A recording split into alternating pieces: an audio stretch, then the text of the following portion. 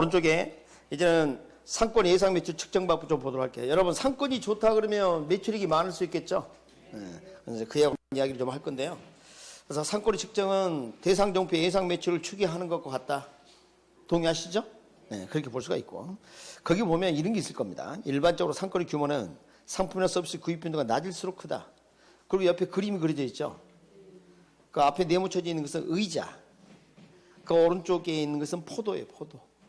아까 내구재와 비내구재 얘기할 때 요 사례야. 한번 생각해 봐요. 되게 내구재 같은 뭐 가구나 이런 것들은 그 취급을 하는 그 매장에 오는 사람을 보면 훨씬 더 멀리 있는 고객도 오더라는 겁니다. 그러니까 상권의 규모, 아까 상권이 뭐라 그랬어요? 저거 할게요. 실질적 고객이 존재하는 권역 그랬어요. 권역. 범위. 에어리어. 알았습니까? 그러니까 상권의 규모 그러면 상권이 규모가 크다 그러면 상권이 좋다 그 말 아니야. 그 동의어가 아닙니다. 착각하면 안 돼. 다시 한번. 상권이 좋다는 말하고 상권의 규모란 말은 동의어가 아니에요. 오케이? 상권 규모가 크다 그러면 고객이 존재하는 권역이 크다 그 말이지. 멀리 있는 고객까지 온다 그 말이지. 오케이? 그럼 봐요. 여기 가구점이 있고요. 여기 과일 파는 과일 가게가 있어요. 그럼 과일 사러 오시는 분들은 주변에 있는 아파트 단지에서만 오지 멀리서는 오지 않아. 그러나 가구점은 어때요? 멀리 있는 고객도 올 수 있겠죠. 그러니까 그 범위, 에어리어, 트레이딩 에어리어, 상권 규모가 더 크다 이 말. 출제된 바 있습니다. 서비스 구입 빈도가 낮은 거 이런 것들은 되게 내구재 상품이 많죠. 이런 것들은 상권의 규모가 크다. 그렇게 보시면 되겠습니다. 그러니까 봐봐요. 우리 그 가구점 보면 야 물건 사러 여기까지 누가 올까 이런 생각도 들어요. 아니 생각해봐요. 뭐 옆에 아파트 단지에서 다 얘기고 저거 될까 뭐 이런 생각이 드는데 사실은 그 가구를 사러 온 사람 멀리서도 온다니까. 멀리서도. 근데 집 근처에 있는 그 슈퍼마켓이나 이런 데는 어때요? 멀리서 봐요? 그러니까 그 근처에 있는 사람 사는 거죠. 상권 규모가 타야겠다. 자 그리고 이제 또 이런 모형도 있습니다. 상권의 획정의 방법을 좀 보도록 하겠습니다.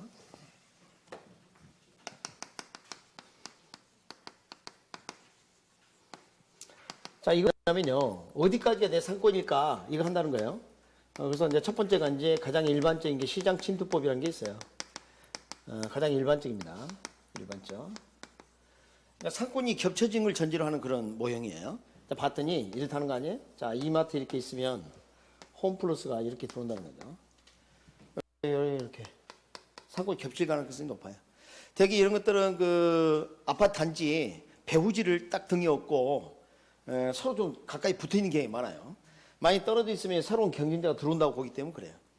그러니까 이런 대형 할인점이라든지 백화점이라든지 쇼핑센터들은 시장 침투법을 기본 툴로 해서 상권을 획정합니다. 그런데 이런 게 있죠. 공간 독점법. 공간 독점법. 이것은 거리 제한을 두거나 면허가 필요한 업종 같은 겁니다. 그러니까 우리가 이제 프랜차이즈 같은 건 어떻게 돼요? 자, 예를 들어서 무슨 편의점 브랜드가 있다. 그러면 반경 몇 킬로 이내에는 동일한 브랜드의 편의점을 오픈하지 않는 걸로 계약서에 쓴단 말이에요. 이런 것들이 여기에 해당돼요. 그리고 요즘은 우체국도 방카슈란스가 돼가지고요. 그 은행에서도 이제 보험을 취급해요.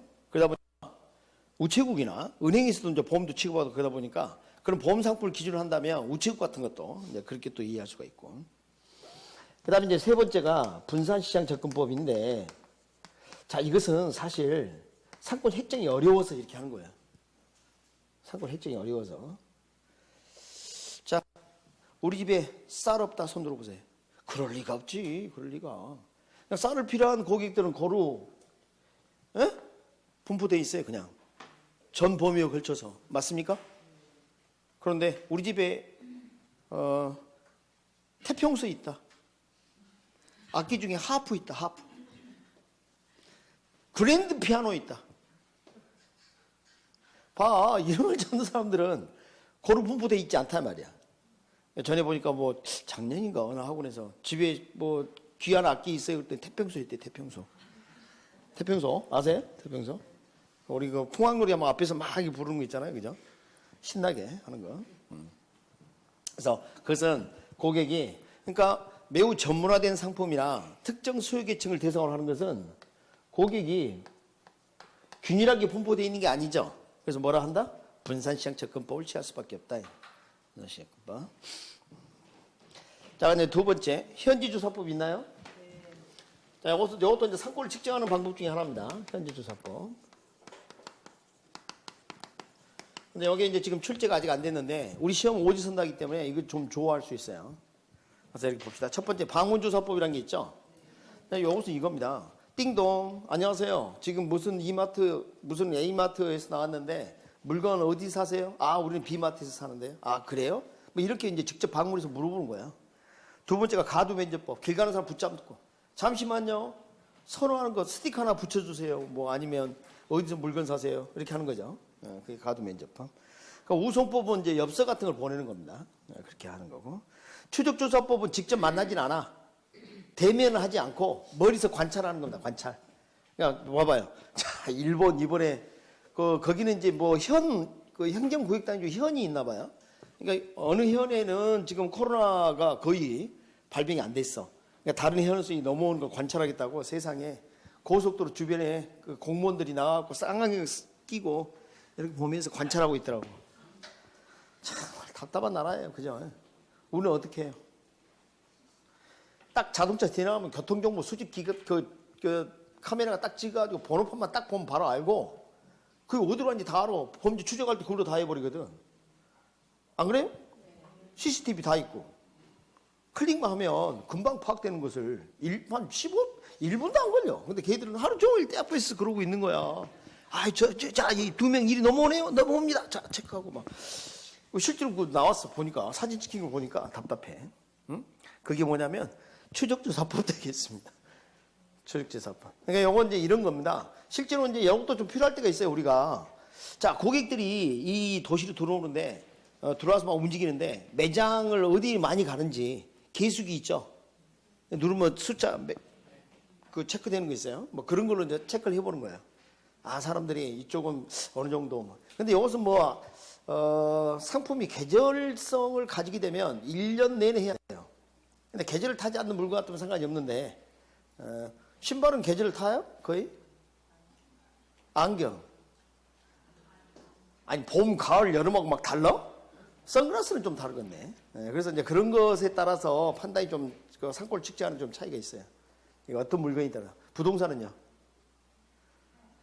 타요. 계절적 변동이 있잖아. 봄, 가을, 이사철. 중개사무소 이렇게 얼마나 왔다 갔다 하는 이것도 좀 봐야죠. 그래서 그렇게 모델을 어떻게 설정하느냐 좀 차이가 있겠죠. 그 다음에 고객카드 분석법은 매장에 비치된 그 고객카드 정보 있죠. 그거 가지고 우리 상권이 어디까지 있는지를 이제 측정하는 겁니다. 이게 고객카드 분석법. 전에 그 이마트인가 고객 정보를 그 카드 다 우리 등록돼 있잖아요. 근데 그 정보를 막 동의 없이 막 쓴 적이 있었죠. 그런 거 제재를 좀 아주 엄하게 해야 합니다. 응? 자, 그래서 이제 그렇게 좀 보시면 되겠고 기업을 이렇게 합니다. 방과 후 축하. 자, 생일 축하는 현지 가서 해야 합니다. 언제 하냐면 방과 후에 축하. 수업 끝나고 해라고 축하를. 방과 후 축하. 예? 그렇게 하세요. 그렇게. 재밌죠? 그래서 방과 후 축하 이렇게 하시고 그 다음에 이제 그 고객 출발지 조사기법, 소비자 분포 기법이라는 게 있어요. 커스터머 스파팅 테크닉이라고 그러거든요. CST 기법 이렇게 부르기도 합니다. CST 기법. 자, 이것도 이제 하나의 전통적인 방법인데 이것도 상당히 도움이 돼요. 일단 봐보면 여기 매장이 이렇게 있으면 예전에 이제 고객 카드가 없는 그런 시절에 가까운 이론이긴 합니다만 비슷해요, 사실은. 자, 매장에 방문한 고객을 통해서 인터뷰를 합니다. 어디서 사세요? 푸르지요, 누르지요, 허옇지요. 그럼 이걸 보면 고객 특성 파악이 될 수가 있어요. 그러니까 소득 수준이나 이런 걸 보고 어느 정도 파악할 수가 있단 말이죠. 그리고 고객이 이 매장 가까운 이런 쪽에 한 70% 내외에 이렇게 있는 이런 데를 1차 상권이라고 그래요. 그래서 이런 상권, 1차, 2차, 3차 상권을 나눠서 마케팅, 판매 촉진 전략 뭐 이런 것도 쓸 수 있고. 그러니까 예를 들면 뭐 경쟁정보 매장이 이렇게 있다. 그러면 어떻게 돼요? 이들도 이렇게 그림을 그리면 이렇게 될 거 아닙니까? 어차피 여기 있는 고객 이리 가지 여기 안 와요. 이렇게 되겠죠. 뭐 어디 중점적으로 광고를 하면 좋겠어요. 이런데 판매 촉진 전략을 수립하려면 이런 데도 해야지. 여기 해봐야 소용없다니까. 얘는 안 해도 와. 아니 여기 있는 얘리 갈 리가 없잖아. 잡힌 물고기니까. 이제 그렇게 볼 수도 있고. 그 다음에 이제 A 매장이 있는데 점포를 확장하고 싶어요. 뭐 지나치게 상권이 겹치는 것도 바람직하지 않죠. 이런 거 쓴다. 그게 뭐예요? 소비자 분포기법, 고객 출발지 조사기법 이렇게도 부른다. 거기서 이제 동그라미 2번이 결론인데요. 상권 규모파, 고객 특성 조사, 광고 및 판매 촉진 전략 수립, 경쟁 정도, 점포 확장계 이런 데 활용할 수 있는 건 뭐? 소비자 분포기법. 그리고 이제 수학적 분석법. 이미 했던 거 뭐예요? 레일리의 소매 인력 법칙, 컨버스의 분기점 모형, 허프의 확률 모형. 이미 봤었죠? 그게 이제 수학적 분석이에요. 근데 진짜 이제 수학적으로 복잡한 게 회귀 분석입니다. 회귀 분석을 좀 설명을 해드릴게요. 여러분 그 연어는 회귀 본능이 있다 그러죠? 그게 다시 되돌아온다가 리그레션입니다. 리그레션. 러시아 의사가 사회 평균 키보다 큰 집안이 있고 평균 키보다 작은 집안이 있는데 세대를 거듭할수록 전체 평균에 가까워지는 경향을 발견하게 됩니다. 회귀되더라. 사회 전체 키 평균에 가까워진다. 키 큰 집안은 키가 작아지면서 평균에 가까워지고 키 작은 집안은 커지면서 거기에서 이제 등장하는 내용인데 우리는 이제 뭘 할 거냐면요. 이걸 한다는 거죠. 자, 매출액에 영향을 미치는 요인들이 아주 많을 텐데 여기 이제 종속 변수, 매출액. 우리 함수 배운 적 있죠? 네. 근데 이거 이제 X가 뭐냐에 따라서 이제 X는 이제 가장 중요한 게 이제 인구 같은 거 이런 걸 많이 해요. 인구, 뭐 소득 수준이라든지 기타 뭐 이런 거, 거리 뭐 이런 걸 막 따지겠죠. 매장 면적 막 다양하게 들어갈 수 있겠죠. 근데 예를 들어서 이제 인구 요 하나만 딱 한번 넣어볼게요. X 인구. 자, 인구가 늘수록 매출이 어떻게 되는가? 분포를 어느 지역에 매출 분포를 나타내 보니까 이런 식으로 나타나더라는 거예요. 이렇게. 느낌이 이렇게 우상 형태죠? 우상 형태 우리가 비례관계를 보이지 않았어요? 뭐 처음 듣는 표정가 많네. 자, 인구가 많아졌을 때 매출이 늘어나는 형태는 되게 비례관계다. 그래서 중간을 딱 서는 거면 이게 회기선이라고 그래요. 회기선. 자, 예를 들어서 요 정도 인구수, 그 매출이 예를 들어서 요거 1억이다. 근데 여기는 뭐 1억 뭐 3천이다. 여기는 뭐 1억 아니다. 7억 원이다. 이렇게 한번 해볼게요. 봐봐요. 지금 우리가 내 매장의 매출액을 유추할 때 인구에게 이제 10만 이렇게 한번 해볼게요. 10만 단위 지금 1억. 이런 이제 기울기를 갖게 되는데 어쩌다가 7천만 원, 1억 3천. 이것은 어쩌다 그런 거고 장기적으로 다시 되돌아온다는 거 아니에요? 이렇게 회귀된다고 봐요. 그래서 이 중간선을 찾는 게 목표예요. 중간선을. 그래서 AX 플러스 뭐 입실론이라든지 뭐 이렇게 이걸 찾는 게. 그럼 봐요.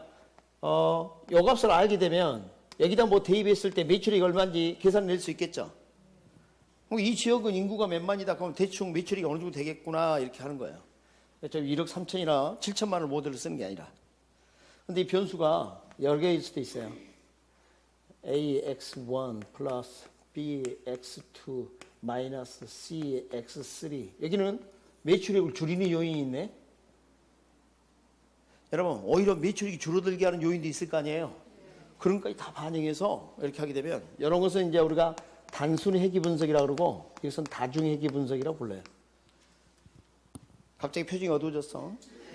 요 다중 회귀 분석은 여러분이 잘하는 거하고 비슷한 게 있어요. 시뮬레이션 분석이라고 들어봤어요? 여러 가지 변수를 동시 집어넣어서 결과를 예측하는 거죠.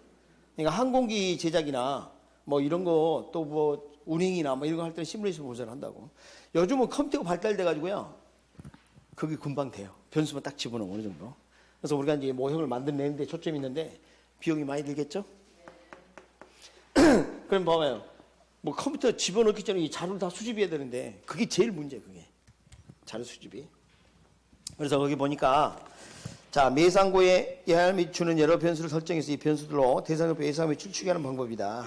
어떻게 해야 된다고? 대신 자료 양은 충분하고 정규 분포, 정상적인 구간을 가져야 한다. 특이 모형이 아니라 막 그런 이야기입니다.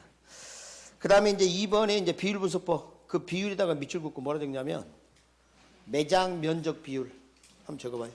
매장 면적 비율. 61페이지. 수학적 분석에 동그라미 2번, 4번에 동그라미 2번. 비율이다 뭐라고요? 매장 면적 비율. 그게 이제 주요 비율이에요. 이거 말고 다른 것도 뭐 지출 비율 그런 것도 있는데, 자, 요게 이제 문제가 뭐냐? 가장 기본이 되는 게 매장 면적입니다. 전체 매장 중에 내 매장이 이 지역 전체 매장 면적 대비 어느 정도 비율을 차지하냐면, 그럼 전체 매출액의 그 정도 비율만큼 매출이 생길 것이다, 이렇게 본 거예요. 소고 매장이 있는데 이 지역이 전체 소고에 대한 지출이 1억인데 내 매장이 이 지역 전체의 10% 정도의 면적을 차지하고 있다. 그 매출액이 1,000만 원 될 것이다, 이렇게 짐작하는 거예요. 얼마나 주관적입니까? 매장 하나, 면적 하나 가지고 택도 없는 소리지. 그래서 지금 봐보면 1번이 정말 정교한 방법이고 2번은 너무 주관적이다. 응? 그래서 시험에 1번하고 2번 둘 다 나왔습니다. 나왔는데 참이죠, 참? 나올 가능성이 낮아, 이제. 나왔다면 무조건 좋은 거 아니야. 응? 여러분한테는 좀 거리감이 있어요. 오히려 회귀분석법이 몇 번 그렇게 지문을 사용한 적이 있습니다. 비율분석법은 15회 때 한 번 나왔어요. 그때 데모였죠. 아니, 이렇게 주관이 많이 개입되는 방법인데 뭐 좋다고 쓰지도 않겠죠. 그죠? 네. 그래서 나머지 저 위에서부터 상권 획정방법, 현지조사법, 소비자 분포기법 여기까지는 해야 합니다. 학교는 다 할 수 없다. 다 하면 공부가 직업돼요.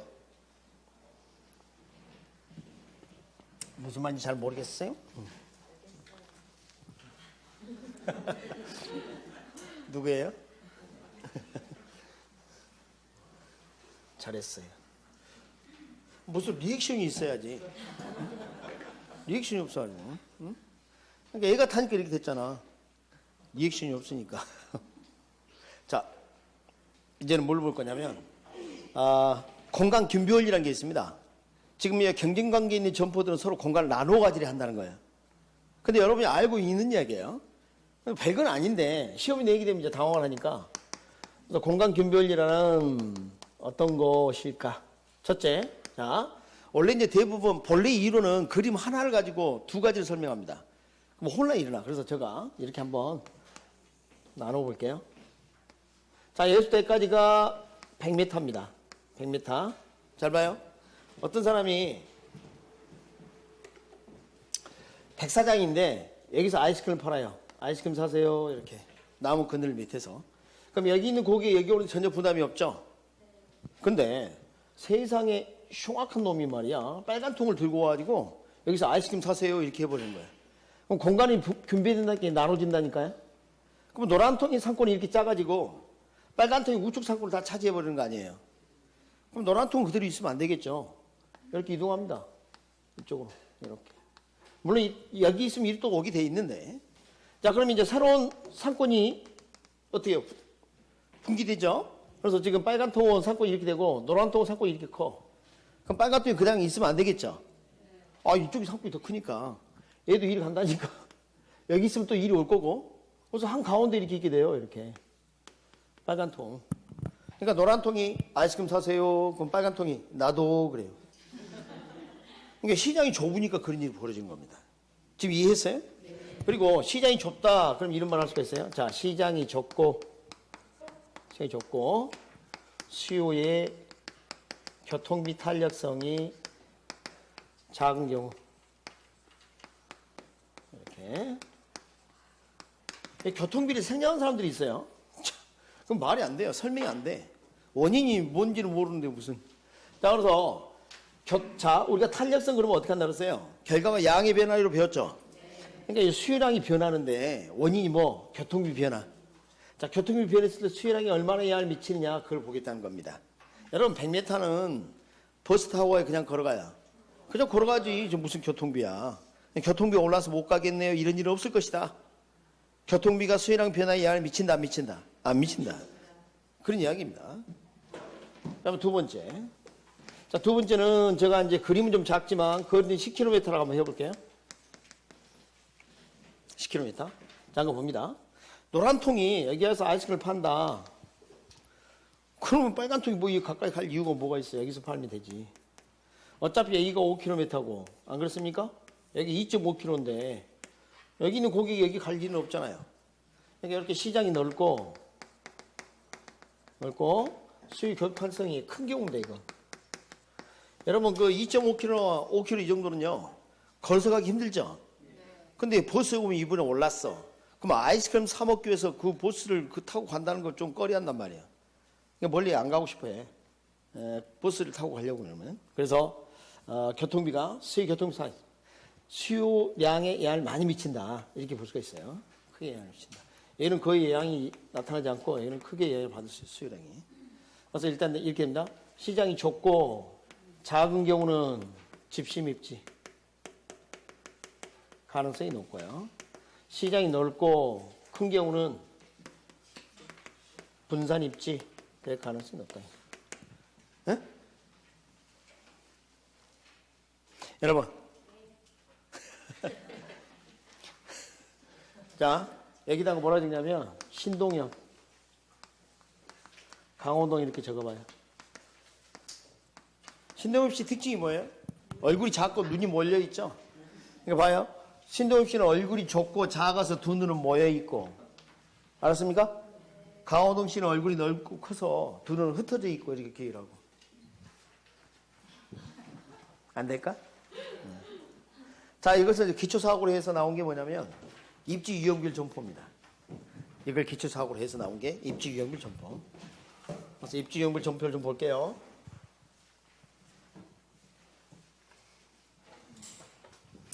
첫 번째가 집심성 점포가 있고 산재성 점포, 집재성을 하겠습니다. 집재성 점포 그리고 산재성 점포 국부적 집중성 점포. 자, 국부적 집중성 점포는 이심적 집재성이라고도 말해요. 그러니까 같이 알아두시는 게 좋겠습니다.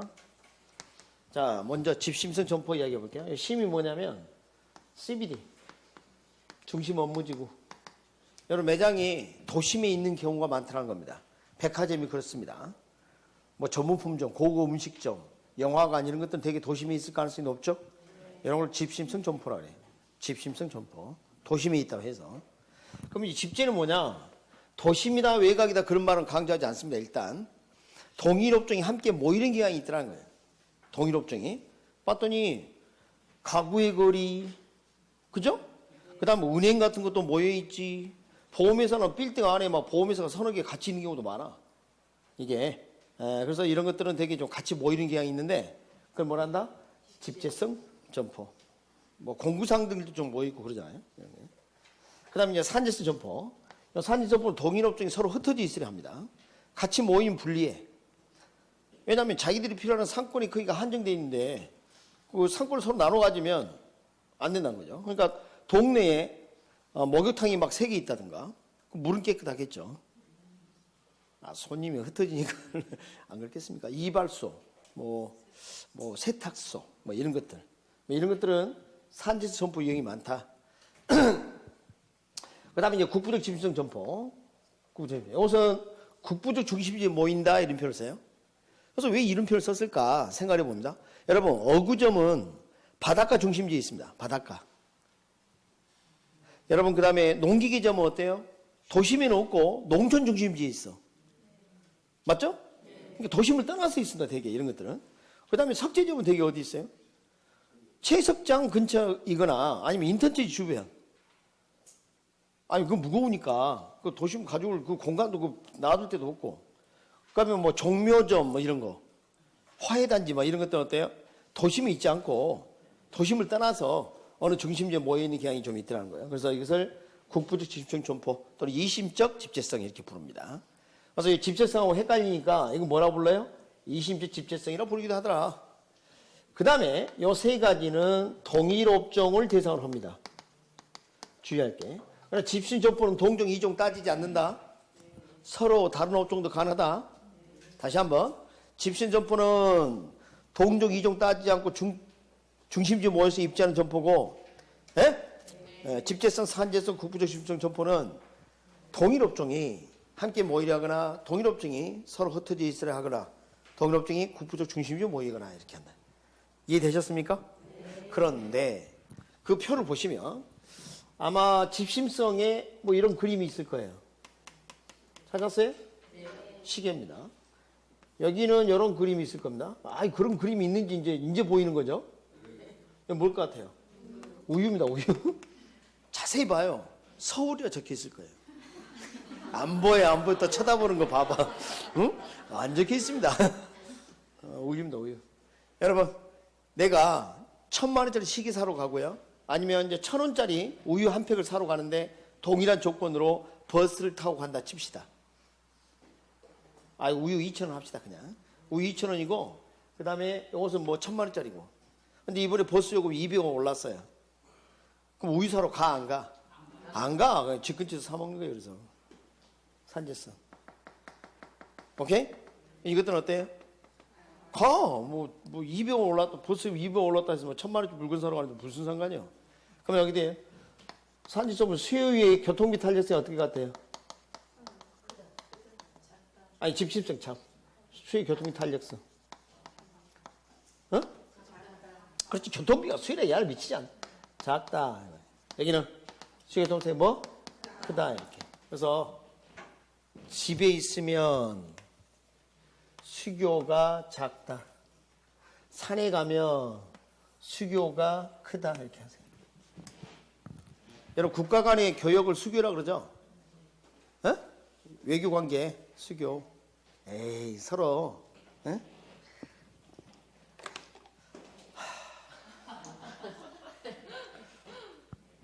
여러분, 지금 요즘 그 코로나 뭐 접근자들은 어떻게 해요?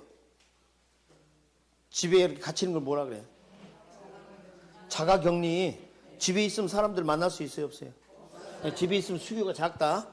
그 표 해놨네. 어디 있냐? 참, 안 넘겼네. 책은 안 넘기고. 자, 집 수교 작다. 이렇게 돼 있고. 그 밑에 봐요. 산에 가면, 여러분 등산 가면 사람들 막 만나잖아요. 안녕하세요. 그러고 막, 그리고 막 그냥 서로 너무 친해져, 그냥. 응?